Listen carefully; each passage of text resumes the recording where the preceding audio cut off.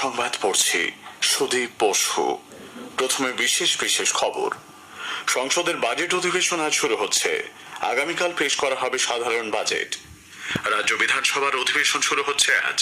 নতুন 3 ফৌজদারি আইন নিয়ে আলোচনার জন্য অধিবেশনে প্রস্তাব আনতে পারে সরকার পক্ষ। দুর্নীতির সঙ্গে দল কোন রকম আপোষ করবে না বলে 21শে জুলাইয়ের মঞ্চ থেকে কড়া বার্তা তৃণমূল কংগ্রেস প্রধান মুখ্যমন্ত্রী মমতা ব্যানার্জির।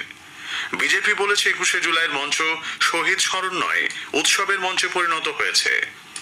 সংরক্ষণ বিরোধী হিংসাত্মক আন্দোলনে উত্তাল বাংলাদেশ থেকে পড়ুয়ারা বিভিন্ন সীমান্ত পথে দেশে ফিরছেন। নিম্নচাপ ও ঘূর্ণাবর্তের প্রভাবে রাজ্যের প্রায় সব জেলাতেই আগামী কয়েকদিন হালকা থেকে মাঝারি বৃষ্টি চলবে। আসছি বিস্তারিত সংবাদে। সংসদের বাজেট অধিবেশন শুরু হচ্ছে আজ, চলবে 12ই আগস্ট পর্যন্ত। অধিবেশনের প্রথম দিনে আজ 2023-24 অর্থনৈতিক সমীক্ষা সংসদে পেশ করা হবে। কেন্দ্রীয় অর্থমন্ত্রী নির্মলা সীতারামন আগামীকাল লোকসভায় 2024-25 সাধারণ বাজেট পেশ করবেন। এবারের অধিবেশনে মোট 16 দিন কাজ হবে বলে জানিয়েছেন সংসদ বিষয়ক মন্ত্রী কিরেন রিজিজু।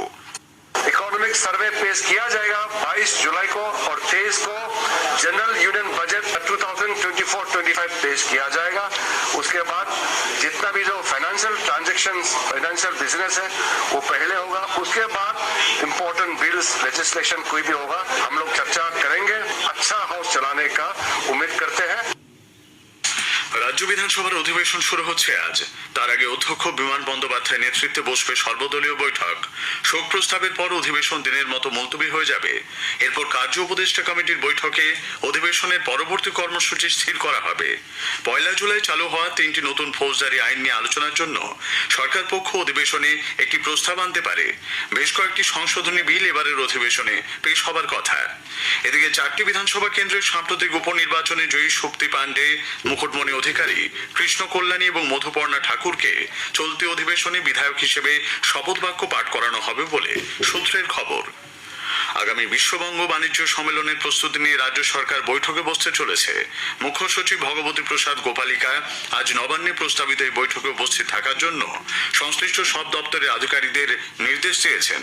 বৈঠকে মুখ্যমন্ত্রীর প্রধান আর্থিক উপদেষ্টা অমিত মিত্রর উপস্থিত থাকার কথা।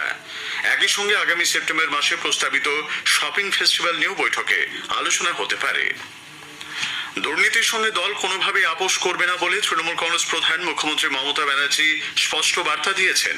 ধর্মতলায় গতকাল 21শে জুলাই সমাবেশে তিনি বলেন, তৃণমূল কংগ্রেস শুধু একটি রাজনৈতিক দল নয়, এটি মানুষের সেবা করার মঞ্চ। নির্বাচিত হবার পর মানুষকে যারা পরিষেবা দেবেন না তাদের সঙ্গে তৃণমূল কংগ্রেসের কোনো সম্পর্ক নেই। বিত্তবান কর্মী নয়, দল বিবেকবান কর্মী চায়। কোনো কর্মীর বিরুদ্ধে অভিযোগ এলে তিনি যে স্তরেরই হন না কেন ব্যবস্থা নেওয়া হবে। দুর্নীতির সাথে আপোষ নয়। আর যারা ইলেক্টেড হয়ে মানুষকে সেবা দেবেন না তাদের সাথে আমরা কোনো সম্পর্ক রাখবো না। তার কারণ মানুষকে পরিষেবা দেয়া আমাদের সবচেয়ে বড় কাজ।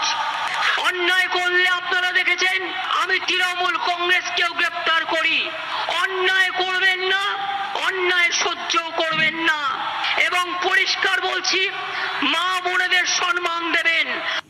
এর আগে দলীয় নেতাকর্মীদের কঠোর বার্তা দিয়ে তৃণমূল কংগ্রেসের সাধারণ সম্পাদক অভিষেক বন্দ্যোপাধ্যায় জানান, দলের হাতে থাকা যেসব পুরসভা ও পঞ্চায়েত এলাকায় গত লোকসভা ও সাম্প্রতিক বিধানসভা উপনির্বাচনে দল পিছিয়ে ছিল সেখানকার নেতাদের ভূমিকা তিনি পর্যালোচনা করেছেন।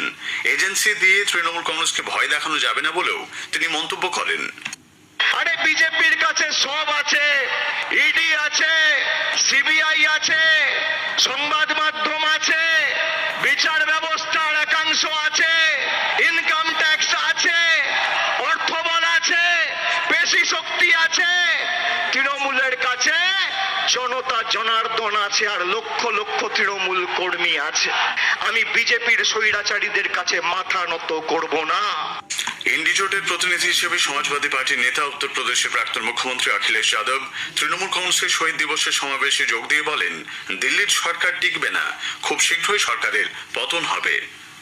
প্রধানমন্ত্রী আবাস যোজনা প্রকল্পে আবেদন করেও যারা এখনো বাড়ি পাননি, রাজ্য সরকার চলতি বছরে এমন 11 লক্ষ মানুষকে বাড়ি তৈরির টাকা দেওয়ার কাজ শুরু করবে।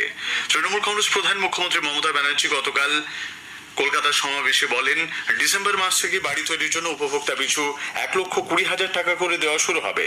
পাশাপাশি লক্ষ্মীর ভাণ্ডার, বিধবা ভাতা প্রকল্পে বাকি থাকা আবেদনগুলি খতিয়ে দেখে পুজোর পরেই তা দেওয়ার কাজ শুরু হবে।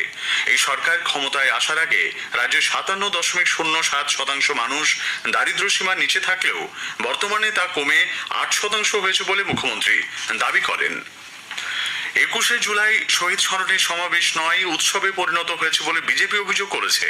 কলকাতায় দলের রাজ্য মুখপাত্র শ্রমিক ভট্টাচার্য সাংবাদিকদের বলেন, এই মঞ্চে কতজন শহীদ হয়েছেন তাদের নাম কখনো উচ্চারণ করা হয় না। শহীদদের পরিবারের আবেগের সঙ্গে প্রতারণা করে এই সভা করা হয়। শহীদের মঞ্চে দাঁড়িয়ে কজন শহীদ হয়েছে তার নাম একবারও শুনেছেন? শহীদের পরিবারের আবেগের সঙ্গে প্রতারণা করে আজকের এই সভা চলেছে। কার্যত এটা শহীদের সমাবেশ নয়, শহীদের প্রতি সম্মান জানানো নয়, সর্বভারতীয় রাজনীতিতে একটু প্রাসঙ্গিক হওয়ার আপ্রাণ চেষ্টা করা। পশ্চিমবঙ্গের দৈনন্দিন জ্বলন্ত সমস্যা থেকে পশ্চিমবঙ্গের প্রতিনিয়ত আইন শৃঙ্খলার এই চূড়ান্ত অবনতি থেকে মানুষের দৃষ্টি ঘোরাতে এই ধরনের বিবৃতি। এদিকে তৃণমূল কংগ্রেস সরকার ক্ষমতায় আসার আগে রাজ্যে 57% বেশি মানুষ দারিদ্র্য সীমার নিচে থাকলেও বর্তমানে তা কমে 8% হয়েছে বলে মুখ্যমন্ত্রী সমাবেশে যে দাবি করেছেন, সিপিআইএম নেতা সুজন চক্রবর্তী তাকে তীব্র কটাক্ষ করেছেন। নদিয়া শান্তিপুরের গয়েশপুর পঞ্চায়েতের প্রধান শ্যামল ঘোষ দলবদল করে তৃণমূল কংগ্রেসে যোগ দিয়েছেন। গতকাল শান্তিপুরের বিধায়ক ব্রজকিশোর গোস্বামীর হাত থেকে দলের পতাকা তুলে নেন তিনি। গত পঞ্চায়েত নির্বাচনে ত্রিশঙ্কু এই গ্রাম পঞ্চায়েতে বিজেপি ক্ষমতা দখল করেছিল। স্থানীয় সংবাদ শুনছেন আকাশবাণী কলকাতা কেন্দ্র থেকে। হিংসাত্মক সংরক্ষণ বিরোধী আন্দোলনের জেরে রাজ্যের চ্যাংড়াবাঁধা, হিলি, মহদেবপুর এবং গেদে সীমান্ত দিয়ে বাংলাদেশ থেকে গতকালও ভারতে এসেছেন কয়েকশো ছাত্রছাত্রী। জলপাইগুড়িতে ভারত বাংলাদেশ ফুলবাড়ি সীমান্তে গিয়ে দেখা গেল প্রায় জনশূন্য এলাকা। এদিকে জলপাইগুড়ি সাংসদ ডাক্তার জয়ন্ত কুমার রায় গতকাল ফুলবাড়ি সীমান্তে স্থলবন্দর নির্মাণের জমি পরিদর্শনে যান। তিনি বলেন, স্থলবন্দর গড়ে উঠলে কর্মসংস্থান হবে, ব্যবসা বাণিজ্য বাড়বে। চ্যাংড়াবান্ধা এবং ফুলবাড়িতে এই দুই জায়গায় দুটো ল্যান্ড পোর্ট তৈরি হচ্ছে এবং কয়েকশো কোটি টাকার প্রজেক্ট এখানে হবে। শুধু জমির জন্য এতদিন অপেক্ষা করেছিলাম আমরা, অনেক টালবাহানার পরে রাজ্য সরকার রাজি হয়েছে জমি দিতে। কাজ শুরু হয়ে গেলে শুধুমাত্র ভারতবর্ষের সাথে বাংলাদেশের যে সম্পর্ক সেটা শুধু গাঢ় হবে না, এখানকার সিনারিও চেঞ্জ হয়ে যাবে। কোচবিহারের চ্যাংড়াবাঁধা সীমান্ত দিয়ে এখনো রাজ্যে আসছেন বহু ছাত্রছাত্রী। গতকাল 338 জন ভারতীয় সমেত মোট 550 জন পড়ুয়া বাংলাদেশ থেকে ভারতে আসেন। এ পর্যন্ত 4,500-এরও বেশি পড়ুয়া ভারতে এসেছেন বলে বিদেশ মন্ত্রক জানিয়েছে। রাজ্য সরকার বাংলাদেশের কোনো নাগরিক আশ্রয় চাইলে সব রকমের সহযোগিতার আশ্বাস দিয়েছে। 21শে সভামঞ্চ থেকে মুখ্যমন্ত্রী মমতা ব্যানার্জি গতকাল একথা বলেন। কেন্দ্রীয় সরকার রাষ্ট্রীয় স্বয়ংসেবক সংঘ আরএসএস এর কার্যক্রমে সরকারি কর্মীদের অংশগ্রহণের নিষেধাজ্ঞা প্রত্যাহার করে নিয়েছে। 1966 সালের নভেম্বরে তৎকালীন প্রধানমন্ত্রী ইন্দিরা গান্ধী এর নিষেধাজ্ঞা আরোপ করেন। কেন্দ্রীয় সরকারের কর্মীবর্গ জন অভিযোগ ও পেনশন সংক্রান্ত দপ্তরের তরফে নিষেধাজ্ঞা প্রত্যাহারের কথা জানানো হয়।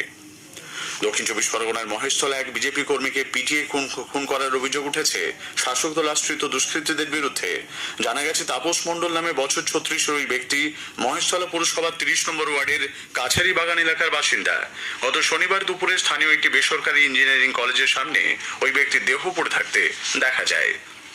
হাওড়ার জগাছা থানার বাবলাতলায় কোনা এক্সপ্রেসওয়েতে নাকা চেকিং এর সময় পুলিশ প্রায় 40 কেজি গাঁজা উদ্ধার করেছে। এই ঘটনায় দুজনকে গ্রেপ্তার করা হয়েছে।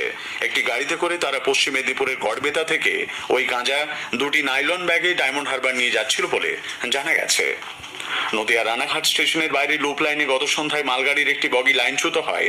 রানাঘাট থেকে গেদে সীমান্তে যাওয়ার প্রস্তুতি নেওয়ার সময় বিকট শব্দে বগিটি লাইনচ্যুত হয়। রাতেই রেলকর্মীরা সেটিকে লাইনে তুলে দেন। নিম্নচাপ ও ঘূর্ণাবর্তের প্রভাবে রাজ্যের প্রায় সব জেলাতেই আগামী কয়েকদিন হালকা থেকে মাঝারি বৃষ্টির পূর্বাভাস দিয়েছে আবহাওয়া দপ্তর। দপ্তরের বিজ্ঞানী সৌরিশ বন্দ্যোপাধ্যায় জানালেন, নিম্নচাপ যেটা তৈরি হয়েছিল সেটা বর্তমানে উড়িষ্যা সংলগ্ন ছত্তিশগড়ের কাছাকাছি অবস্থান করছে। তবে বৃষ্টিপাত দক্ষিণবঙ্গের জেলাগুলিতে কন্টিনিউ করবে। আগামী 4-5 দিন প্রধানত হালকা থেকে মাঝারি ধরনের বৃষ্টিপাতই থাকবে, একটু বাড়বে 22 থেকে 23 তারিখ। কলকাতা পার্শ্ববর্তী অঞ্চলে প্রধানত হালকা থেকে মাঝারি ধরনের বৃষ্টিপাত অন্যান্য জেলাগুলির মতোই আগামী 4-5 দিন থাকার সম্ভাবনা রয়েছে। বৃষ্টিপাতের পরিমাণ কলকাতার ক্ষেত্রেও সামান্য একটু বাড়ার সম্ভাবনা রয়েছে 22 থেকে 23-এর মধ্যে। বর্তমানে দক্ষিণবঙ্গে ঘাটতির পরিমাণ রয়েছে প্রায় 49%-এর কাছাকাছি। আগামীকাল পর্যন্ত মৎস্যজীবীদের সমুদ্রে না যাওয়ার পরামর্শ দেওয়া হয়েছে। ভিন রাজ্যে আলু রপ্তানিতে বাধা এবং পুলিশি হয়রানির প্রতিবাদে আজ থেকে কর্মবিরতির ডাক দিয়েছে প্রগতিশীল আলু ব্যবসায়ী সমিতি। রাজ্য জুড়ে অনির্দিষ্টকালের জন্য এই কর্মবিরতি চলবে। পাইকারি বাজারে আলু বিক্রিও বন্ধ রাখা হবে বলে সংগঠনের পক্ষ থেকে জানানো হয়েছে। শেষ করার আগে স্থানীয় সংবাদের বিশেষ কিছু অংশ আরও একবার। সংসদের বাজেট অধিবেশন আজ শুরু হচ্ছে। আগামীকাল পেশ করা হবে সাধারণ বাজেট। রাজ্য বিধানসভার অধিবেশন শুরু হচ্ছে আজ। দুর্নীতির সঙ্গে দল কোনো রকম আপোষ করবে না বলে জানিয়েছেন তৃণমূল কংগ্রেস প্রধান মুখ্যমন্ত্রী মমতা ব্যানার্জি। স্থানীয় সংবাদ শেষ হলো।